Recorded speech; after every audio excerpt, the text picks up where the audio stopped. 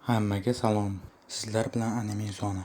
Bugun biz sizlar bilan soylar monarxi Son Jin-woo yoki Iblis Lord Rimuru ulardan qaysi biri kuchli degan savolga javob olamiz.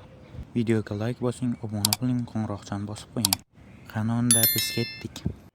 Biz ularni 7 ta mezon bo'yicha solishtiramiz.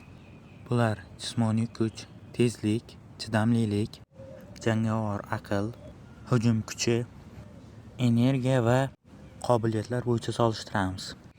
Va oxirida tasavvuriy qisqa jang bo'ladi. Jismoniy kuch bo'yicha Rimuru anchagina kuchli. Iblis Lord formasida yanada kuchli bo'ladi.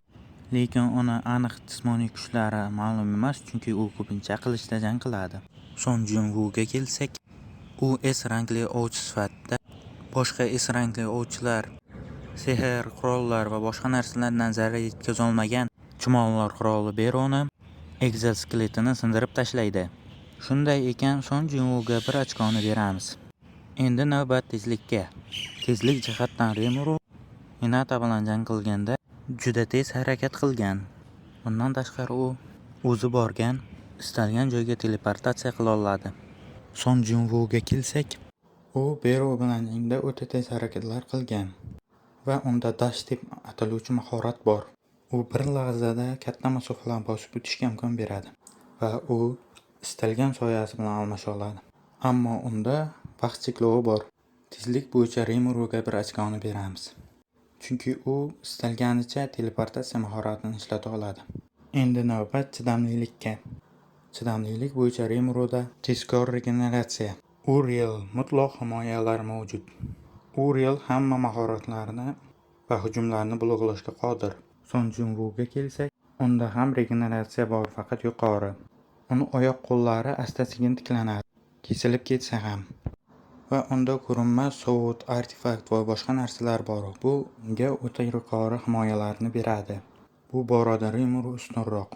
Chunki Uriel hamma narsadan himoya qiladi va u oyoq-qo'llarni bir zumda tiklay oladi, kesilib ketsa ham. Shuning uchun Rimuruga 1 ochkoni beramiz. Keyingisi jangovar aql. Bu borada Rimuru anchagina ustun, chunki unda buyuk sagi bor. Jang davomida raqibni tahlil qilish, raqibni harakatlariga qarshi turish, bularning hammasi buyuk sagi o'ylab turadi. U vaqt ichida Rimuru jang qiladi.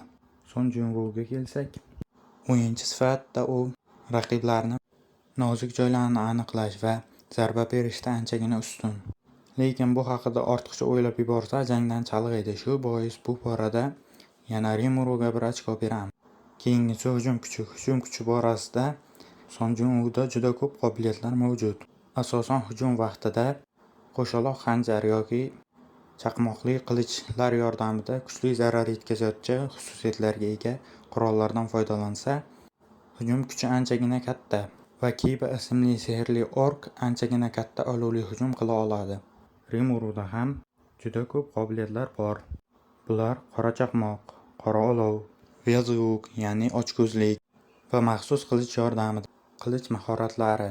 Bu borada Rimuruga 1 ochkoni beramiz. Qora olov va qora chaqmoqlar juda yuqori haroratga ega, shuning uchun bular o'ta xavfli.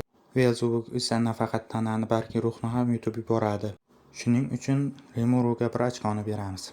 Keyingisi energiya. Energiya borasida Rimuruda juda ko'p energiya bor, chunki u ko'plab yirtqich hayvonlarga ism bergandan keyin ham yetarlicha sehrli quvvati bor va u Iblis Lord bo'lgandan beri sehrli energiyasi tugab qolgani yo'q va u oshqozonida sehrli energiyasini saqlab qo'yishi ham mumkin.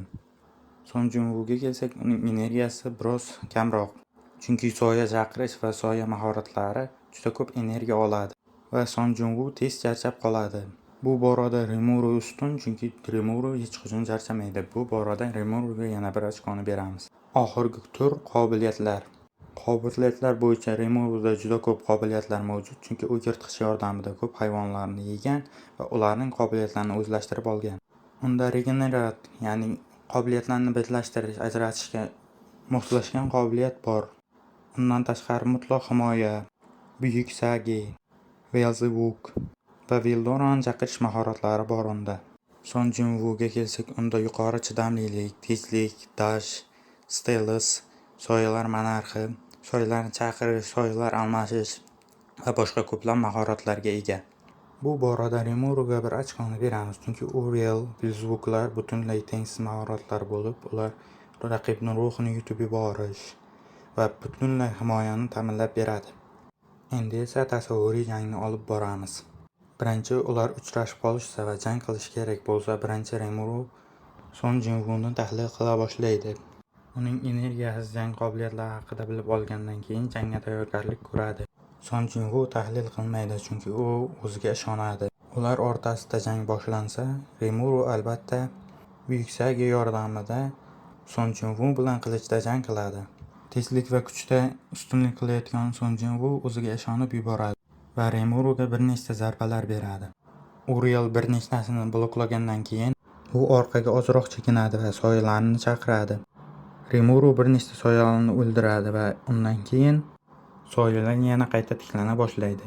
Bundan keyin Rimuru Vildorani chaqiradi va ular bilan jang qilishga kirishadi. Vildora soyalarni chalg'itayotganda Son Jinvu va Rimuru o'rtasida katta jang boshlanadi. Qo'shaloq xanjar va chaqmoq qilichlar yordamida turli xil zarbalar yoqtiradi. Rimuru bulardan qochadi va boshqa narsalar qila boshlaydi.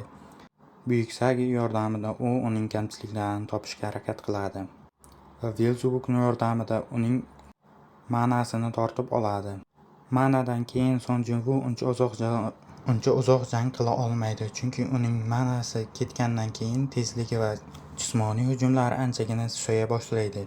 Rimuruga kelsak, u zaiflashmaydi, u charchamaydi, u ovqat yemaydi va bu uzoq jangning oxirida Rimuru g'olib bo'ladi.